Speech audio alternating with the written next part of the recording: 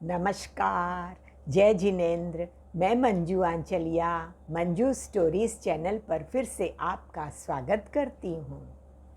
भगवान ऋषभ देव ने जिस धर्म तीर्थ का प्रवर्तन किया, उसी धर्म तीर्थ परंपरा में 9वें तीर्थंकर हुए भगवान सुविधिनाथ। इनका जन्म काकंदी नगरी में इक्ष्वाकु वंश के राजा सुग्रीव के यहाँ हुआ था। इनकी माता का नाम रामा देवी था।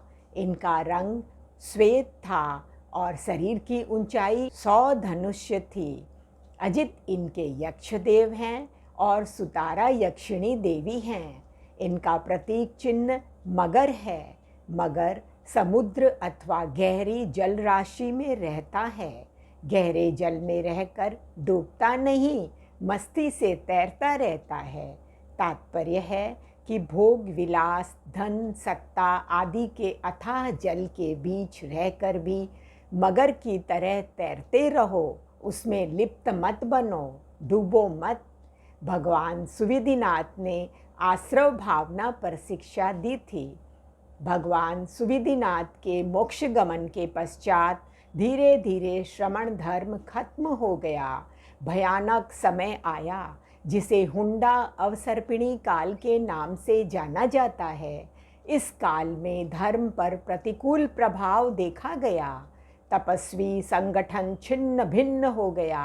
जैन धर्म के मूल सिद्धांत लोग भूलते चले गए और असंयम अर्थात अव्रति की पूजा होने लग गई।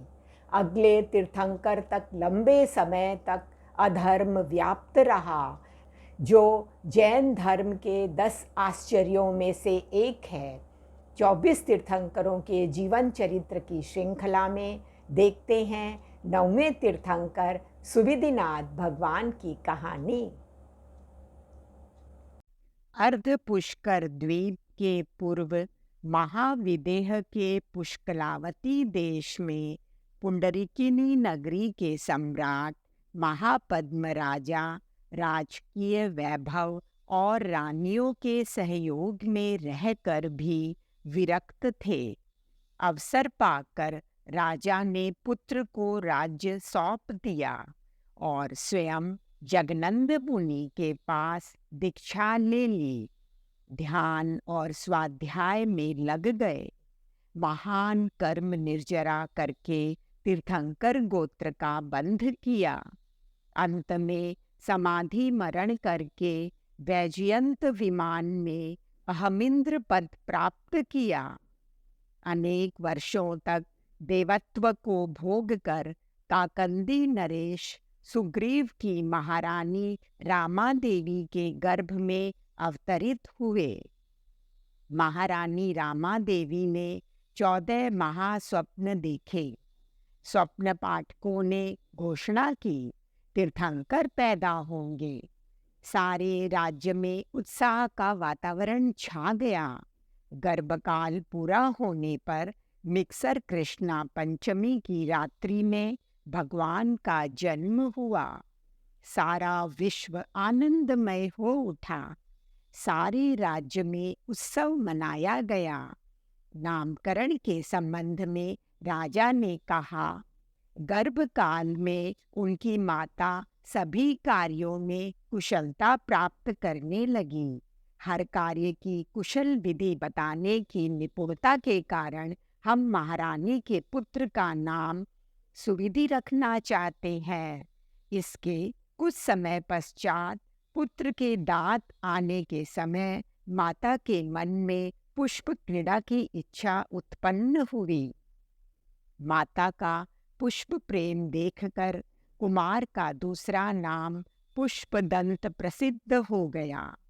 इनके शरीर का वर्ण भी चांदी की भांति श्वेत उज्ज्वल था। बालक सुविधि कुमार जब युवक बने, तब माता पिता ने अनेक राजकन्याओं से उनका विवाह किया। अनेक वर्षों बाद राजा सुग्रीव ने सुविधि कुमार को राज्य पद देकर दीक्षा ले ली। सुविधि कुमार राजा बने। उनके राज्य में सर्वत्र शांति थी। एक दिन वह राजमहल की छत पर विचरण कर रहे थे। इतने में अचानक आकाश में उल्कापात हुआ। तीव्र गर्जना के साथ बिजली गिरी। बिजली की चमक देखते ही उन्हें वैराग्य जागृत हो गया। मात्र बिजली की क्षणभंगुरता को देखकर उन्हें वैराग्य हो गया। उन्होंने संयम ग्रहण कर लिया। विशिष्ट ध्यान साधना द्वारा 4 महीने के छद्मस्त काल में ही घाती कर्मों का क्षय करके केवल ज्ञान प्राप्त किया। 4 तीर्थ की स्थापना की। इन्होंने आश्रव भावना पर शिक्षा दी। इसका अर्थ होता है कि हिंसा आदि 5 आश्रव द्वारों से जीव के चित्त में सतत कर्मों का प्रवेश हो रहा है। जिस प्रकार समुद्र में चलने वाली नाव में छिद्र होने पर उसमें लगातार जल प्रविष्ट होते रहता है, भीतर जल घुसने के कारण नाव समुद्र में डूब जाती है, उसी प्रकार कर्मों के आगमन से आत्मा संसार में डूबता रहता है। जिस प्रकार चारों तरफ से आते हुए झरनों का जल प्रवाह अनेक मार्गों से सरोवर में निरंतर आता रहता है, उसी प्रकार 5 आश्रव द्वार रूपी मार्गों से कर्म रूपी जल आ रहा है, जिस कारण आत्मा में व्याकुलता, अस्थिरता, चंचलता और मलिनता बढ़ती जाती है। जिस प्रकार नारी रूप पर मोहित हुआ पुरुष अपना विनाश कर लेता है, जीभ के लोभवश मछली कांटे में फंस जाती है, औषधियों की गंध से आकर्षित नाग को सपेरे अपने चंगुल में फंसा लेते हैं, मधुर संगीत के स्वर पर मुग्ध हुआ हिरण शिकारी के जाल में फंस जाता है और शीतल जल के स्पर्श हेतु अकुलाया महिष मकर आदि का ग्रास बन जाता है, उसी प्रकार 5 इंद्रियों के विषयों की आसक्ति प्राणी को बार बार कष्ट व वेदना से पीड़ित करती रहती है। इस प्रकार हजारों वर्षों तक उन्होंने ज्ञान का प्रकाश फैलाया और अंत में कार्तिक कृष्णा नवमी को सम्मेद शिखर पर मोक्ष पधारे। धन्यवाद।